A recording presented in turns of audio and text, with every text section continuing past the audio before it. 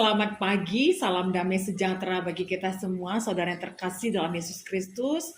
Dan sebelum melakukan berbagai aktivitas kita di hari ini, kita kembali bersama-sama merenungkan kebenaran firman Tuhan dalam sapaan teduh kita. Dan sebelumnya marilah kita berdoa. Terima kasih ya Tuhan atas segala penyertaan-Mu dalam hidup kami. Pagi ini kami akan memulai berbagai kegiatan kami, dan sebelumnya kami mau bersama-sama merenungkan kebenaran firman Tuhan dalam sapaan teduh kami. Kiranya Tuhan yang berkati dan mampukan kami untuk memahami serta melakukannya. Dalam nama Yesus kami berdoa. Amin. Saudara-saudara yang terkasih dalam Yesus Kristus, sapaan teduh kita hari ini terambil dari kitab Matius 24 ayat yang ke-24. Beginilah firman Tuhan. Sebab Mesias-Mesias palsu dan nabi-nabi palsu akan muncul, dan mereka akan mengadakan tanda-tanda yang dahsyat dan mujizat-mujizat, sehingga sekiranya mungkin mereka menyesatkan orang-orang pilihan juga. Demikian teks sapaan teduh kita hari ini. Saudara-saudara yang terkasih dalam Yesus Kristus, dalam realitas kehidupan kita saat ini, tentu kita menyadari bahwa begitu banyak manusia atau orang-orang yang sangat menyukai barang-barang yang palsu. Mungkin banyak alasan mengapa banyak orang lebih tertarik kepada barang palsu. Mungkin karena lebih mudah, lebih murah, dan mungkin ini bisa menaikkan sebuah gengsi atau status kita dengan memiliki barang-barang yang palsu. Nah, tapi ternyata barang-barang yang palsu itu sering juga bisa menimbulkan dampak yang negatif dalam kehidupan kita. Dan hari ini kebenaran firman Tuhan mengingatkan kita tentang sebuah peringatan yang disampaikan oleh Yesus kepada murid-murid berkaitan dengan tanda-tanda akhir zaman, di mana akan muncul Mesias palsu dan nabi palsu. Mereka tidak hanya mengajarkan ajaran yang keliru, tetapi juga sanggup membuat tanda-tanda atau mujizat-mujizat yang dahsyat, sampai orang-orang yang percaya, yang sudah mengenal Tuhan pun bisa saja akhirnya tergoda dan bisa saja digoyahkan dan bisa saja menjadi tersandung karena hal-hal tersebut. Nah, dalam konteks inilah Yesus menegaskan betapa pentingnya para murid dan orang-orang percaya untuk memiliki kewaspadaan rohani terhadap Mesias-Mesias palsu atau nabi-nabi palsu yang akan timbul dan hadir pada akhir zaman. Nah, oleh sebab itu kita harus menyadari bahwa ternyata kehidupan orang Kristen itu juga tidak kebal terhadap pengaruh-pengaruh yang negatif, termasuk hal-hal yang palsu tadi. Dalam masa-masa yang sulit, ketika tekanan kehidupan kita bertambah berat, manusia sering sekali merindukan sosok pemimpin yang karismatik, ajaran-ajaran yang cepat yang bisa memberikan solusi terhadap persoalan, ditambah lagi dengan mujizat yang dilakukan yang seakan-akan menjadi jaminan akan pertolongan dalam kehidupan kita, ya. Nah, kita bisa melihat bagaimana manusia berusaha untuk menemukan jalan keluar dengan instan dalam setiap persoalan-persoalan kehidupannya. Ditambah lagi dengan tanda atau mukjizat yang kelihatannya sangat baik sekali dan memberikan solusi pertolongan yang cepat. Namun Yesus mengingatkan kita, janganlah hanya menilai dari permukaan. Karena kebenaran yang sejati itu tidak ditentukan oleh gemerlapnya tanda-tanda, tetapi oleh kesetiaan pada firman dan karakter Kristus. Nah, jadi Yesus mengingatkan bahwa orang pilihan itu pun ternyata bisa berpotensi untuk tersesat. Bukan berarti bahwa ini menakut-nakuti kita, tetapi ini sebenarnya sebuah peringatan yang harusnya kembali menuntun kita untuk lebih berakar lagi di dalam Kristus. Dan berakar kepada Kristus, kita kembali lagi memahami apa yang menjadi kehendak Kristus, apa yang diinginkan oleh Kristus, apa yang mau disampaikan oleh Kristus. Jadi tidak gampang diombang-ambingkan oleh pengajaran-pengajaran yang sesat.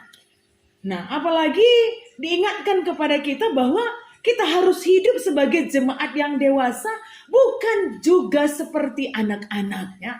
Sekalipun Yesus pernah menganalogikan kehidupan kerajaan surga itu seperti menerima seorang anak-anak, tetapi kedewasaan itu penting dalam kehidupan orang yang percaya.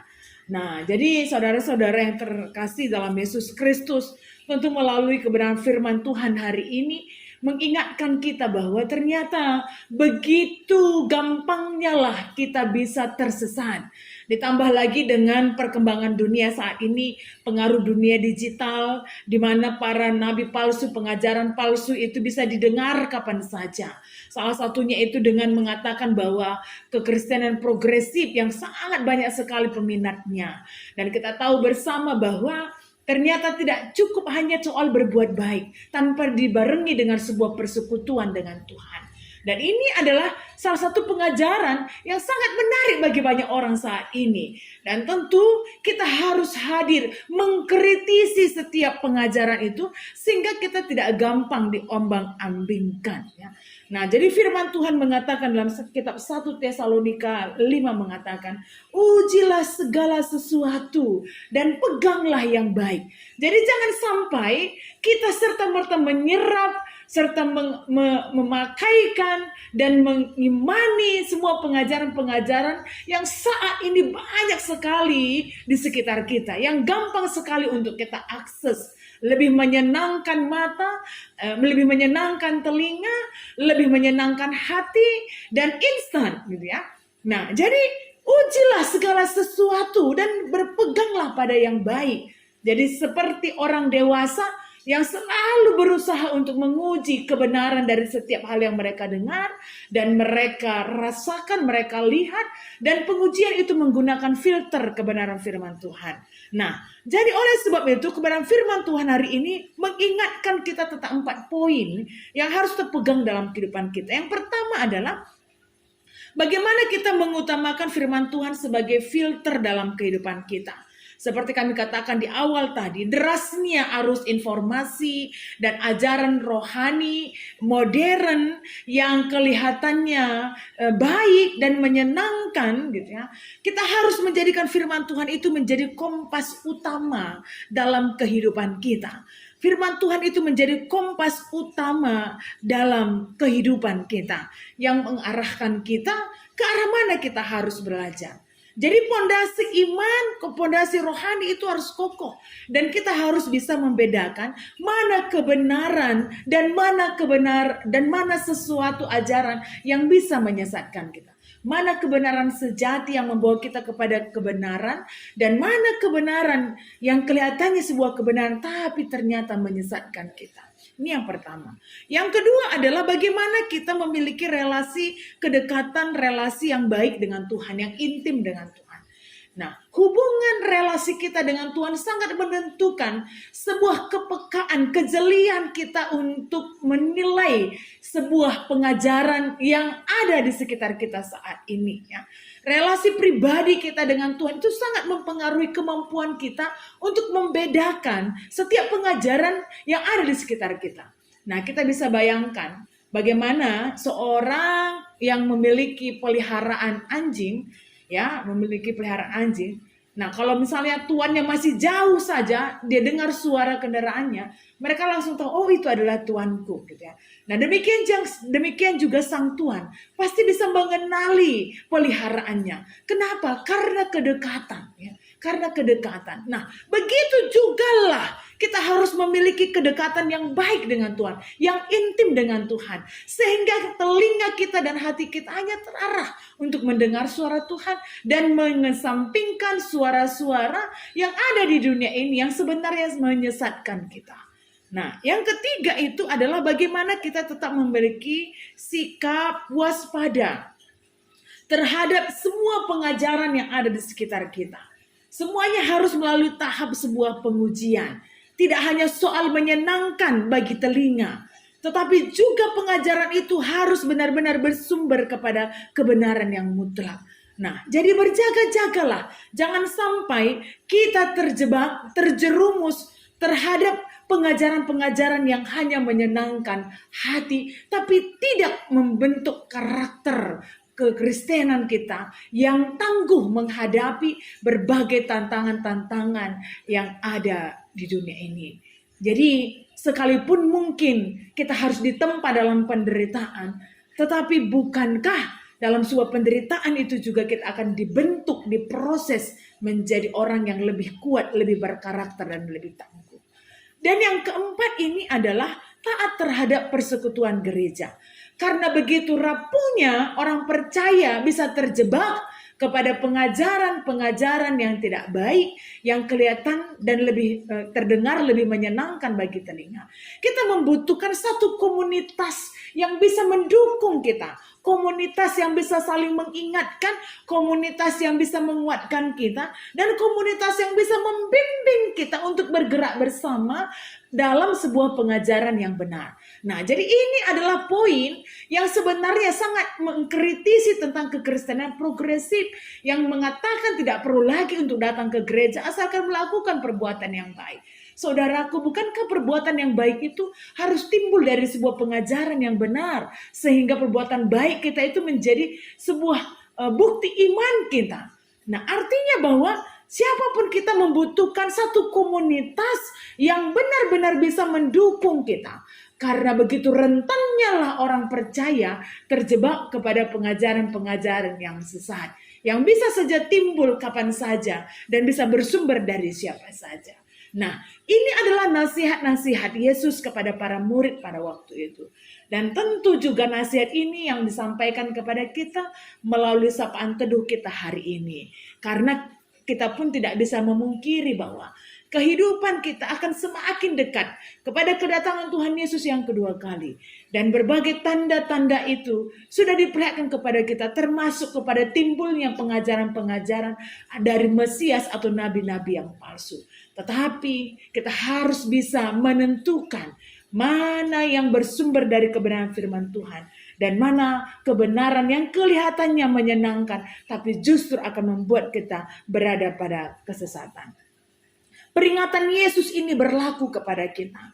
Dan tentu inilah yang harus dipegang oleh orang percaya, di mana kita selalu harus berjaga-jaga. Karena siapa saja bisa terjebak dan jatuh kepada pengajaran yang tidak benar. Tuhan Yesus memberkati dan memampukan kita untuk bisa melakukannya. Kita berdoa. Bapa yang baik, terima kasih buat segala penyertaan-Mu di atas kehidupan kami ya Tuhan. Hari ini kami sudah mendengarkan kebenaran firman-Mu. Dan kami rindu Tuhan selalu berikan kami kemampuan untuk bisa menguji setiap pengajaran yang ada di sekitar kami. Karena bisa saja sesuatu yang kelihatannya baik, yang kedengarannya menyenangkan, tapi justru membawa kami kepada penyesatan. Tuhan, biarlah pun kami selalu berusaha dengan kedekatan kami dengan Tuhan semakin memiliki filter yang tajam sehingga kami bisa menentukan sikap hidup kami. Karena tanda dari akhir zaman semakin banyak timbul di sekitar kami dan kami mau ya Tuhan, Engkau sudah mengingatkan kami dan kami memperhatikan peringatan itu dengan tetap menjaga diri kami berada pada jalur yang benar. Bapa yang berkati kami dan memampukan kami. Kami juga berdoa buat seluruh jemaat-jemaat Tuhan, GBKP Runggun Sukabumi. Engkau yang berkati mereka ya Tuhan dalam setiap program pelayanan yang mereka lakukan. Sebagaimana Engkau juga melihat begitu banyak hal-hal yang harus mereka lakukan ya Tuhan. Dan mungkin terkadang mereka merasa mustahil, tapi bagi Tuhan kami percaya tidak ada yang mustahil, termasuk mereka bisa memiliki gedung gereja sendiri untuk melakukan ibadah. Kami percaya melalui tangan-tangan Tuhan yang akan bekerja dan menyempurnakan mimpi dari jemaat Tuhan ya, di GBKP Runggun Sukabumi akan bisa terwujud pada waktunya nanti. Dan Kau yang memampukan suruh pelayan, pertua diaken bersama dengan pendeta, vikaris, dan pengurus PJJ, pengurus kategorial menjadi tim yang hebat sehingga setiap program-program yang sudah dibicarakan, direncanakan bersama mampu dilaksanakan dengan baik. Dan kiranya Engkau yang berkati seluruh jemaat-jemaat GBKP Runggun Sukabumi dengan kesehatan, dengan berkat-berkat yang Tuhan curahkan melalui pekerjaan dan usaha mereka masing-masing. Kami pun Tuhan yang hari ini bisa bersama-sama bersekutu dalam sapaan teduh kami dan memberi diri kami dengan dari waktu yang kami miliki untuk mendengarkan firman-Mu, Engkau yang berkati kami dalam setiap keberadaan kami masing-masing. Kami serahkan doa dan permohonan kami ya Bapa, dan biarlah kehendak Tuhan yang selalu jadi dalam kehidupan kami. Marilah kita bersama-sama berdoa seperti yang sudah diajarkan oleh Tuhan Yesus kepada kita. Kita ucapkan bersama-sama. Bapa kami yang ada di sorga, dikuduskanlah namamu, datanglah kerajaanmu, jadilah kehendak-Mu di bumi seperti di sorga. Berikanlah kami pada hari ini makanan kami yang secukupnya, dan ampunilah kami akan kesalahan kami, seperti kami juga mengampuni orang yang bersalah kepada kami. Dan janganlah membawa kami ke dalam pencobaan, tetapi lepaskanlah kami daripada yang jahat, karena Engkau lah yang punya kerajaan dan kuasa dan kemuliaan sampai selama-lamanya. Amin.